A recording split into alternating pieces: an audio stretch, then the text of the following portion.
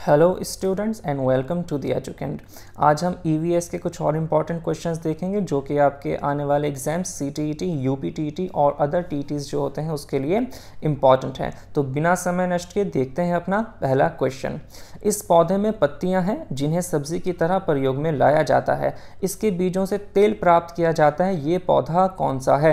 नारियल, बंद गोभी, सरसों या पालक? तो ये बहुत ही फेमस है, आप लोग इसको जानते भी होंगे कि सरसों का तेल तो बहुत ही यूज़ किया जाता है हमारे घरों में, और इसकी जो पत्तियां होती हैं उसको सब्जी की तरह से भी हम प्रयोग करते हैं। इसका जब ये पौधा आपका पूरा परिपक्व नहीं होता तो तब इसके बीजों को तेल निकालने के लिए इस्तेमाल किया जाता है, और ये आपका जो कोलेस्ट्रॉल है उसको कम करने में भी हेल्पफुल है और पाचन में भी मदद करता है। इसके साथ ही ये कैंसर विरोधी भी होता है और दाहक विरोधी भी होता है। दाहक विरोधी मतलब एंटी इन्फ्लेमेटरी होता है, तो इसके कई फायदे भी हैं। Next question. यदि हम पक्षियों का अवलोकन करते हैं तो हम ये पाते हैं कि अधिकांश पक्षी अपनी गर्दन अत्यधिक हिलाते हैं। इसका क्या कारण है? आपने देखा भी होगा पक्षी जो हैं अपनी गर्दन इधर उधर मतलब आगे पीछे हिलाते रहते हैं। तो किस वजह से? ऑप्शन देखेंगे। इनके कान ढके होते हैं और वे उड़ सकते हैं। पक्षियों के दो नेत्र होते हैं। इनके नेत्र दो भिन्न भिन्न वस्तुओं को एक ही समय पर फोकस कर सकते हैं। अधिकांश पक्षियों के नेत्र स्थिर होते हैं और घूम नहीं सकते। तो यही आपका ऑप्शन डी जो है वो करेक्ट है।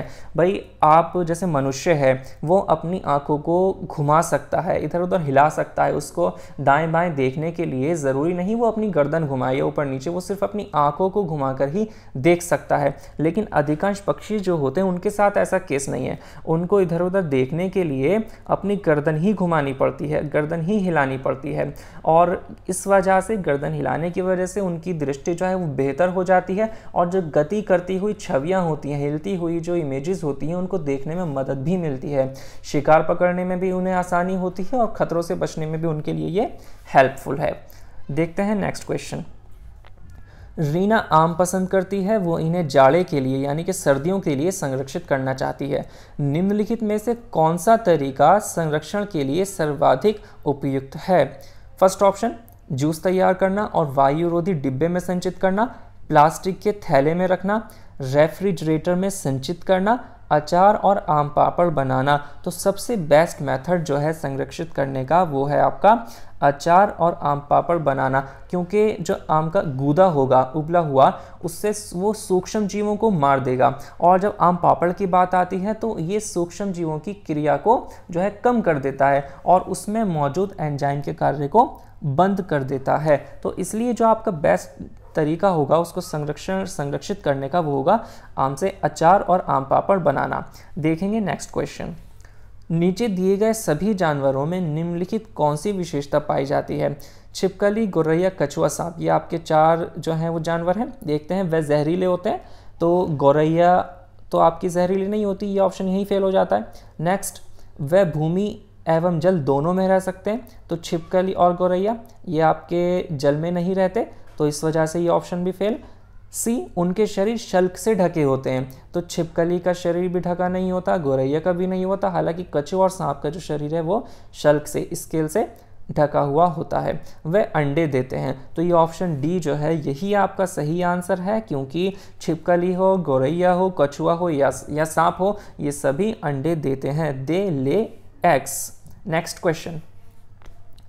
नई दिल्ली में रहने वाला कोई व्यक्ति पहले भोपाल, जो कि मध्य प्रदेश में और राजधानी भी है, और फिर रांची, ये भी राजधानी आपकी झारखंड की, का भ्रमण करना चाहता है। उसकी यात्रा की दिशा होगी पहले, यानी कि दिल्ली से वो जाएगा आपका भोपाल और भोपाल से फिर रांची। तो अगर हम भोपाल की बात करें तो दिल्ली की जो सिचुएशन है, जो नक्शे पे स्थित है, ये अगर हम इंडिया का इस तरह बना लें यहाँ पर, यहाँ दिल्ली, तो भोपाल तो यहाँ पर आएगा दिल्ली से, तो पहले उसे साउथ में जाना पड़ेगा। फिर यहाँ आएगा आपका झारखंड, तो यहाँ रांची यानी कि पूर्व में जाना पड़ेगा। तो जो सही आंसर होगा वो दक्षिण दिशा में और फिर पूर्व दिशा में वो व्यक्ति जाएगा, तब वो इस तरह से अपना जहाँ जाना चाहता है वहाँ पहुँच जाएगा। देखेंगे अपना नेक्स्ट क्वेश्चन।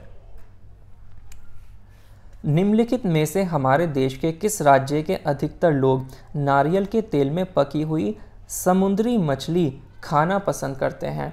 अब समुद्री मछली है तो वही लोग देखो, एक चीज़ तो आपको नॉर्मली वैसे ही कॉमन सेंस है कि समुद्री मछली खाना पसंद करते हैं, तो कहाँ के लोग होंगे? जो लोग समुद्र के पास रहते होंगे। तो आपको मान लो नहीं भी पता तो आप ऑप्शंस चेक करो कि कौन सा हमारा स्टेट है जो कि समुद्र के पास है। गोवा है, जम्मू कश्मीर है, बिहार है या मिज़ोरम है। तो आपको वैसे ही पता लग जाता है कि गोवा ऐसा है जो आपका अरब सागर पर स्थित है, और यही इसका आंसर भी है कि अरब सागर पर आपका ये स्थित है। तो वहाँ के लोग मछली खाना, मछली क्या, वो जितने भी आपके समुद्री खाद्य पदार्थ होते हैं वही सब खाना वो ज़्यादा पसंद करते हैं।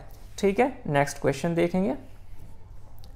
निम्नलिखित में से वह कौन सा जानवर है जिसके अग्र दांत हमेशा बढ़ते रहते हैं? वे दांतों को बहुत अधिक लंबा ना होने देने के लिए वस्तुओं को काटते कुतरते रहते हैं। तो इसका आंसर मैं सीधा सीधा बता देता हूँ, वो होता है आपका गिलहरी।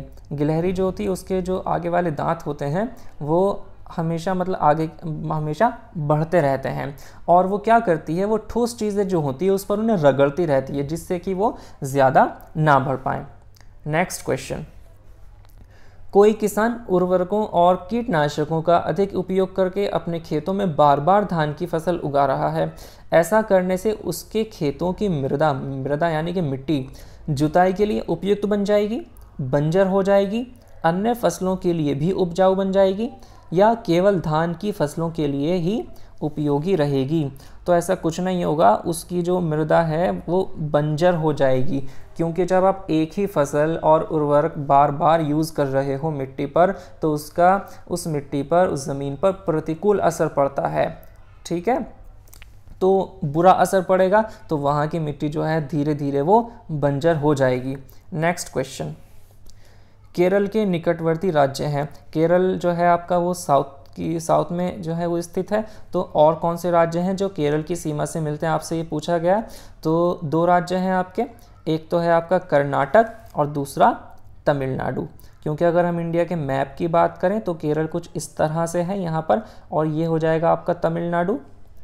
ठीक है, तो तमिलनाडु से आपका मिलेगा, और दूसरा यहाँ पर आपका कुछ इस तरह से आता है कर्नाटक। तो कर्नाटक और तमिलनाडु दोनों हमारे केरल से यानी कि इससे मिले हुए हैं। तो ये हो जाता है आपका ऑप्शन सी इस क्वेश्चन का करेक्ट आंसर।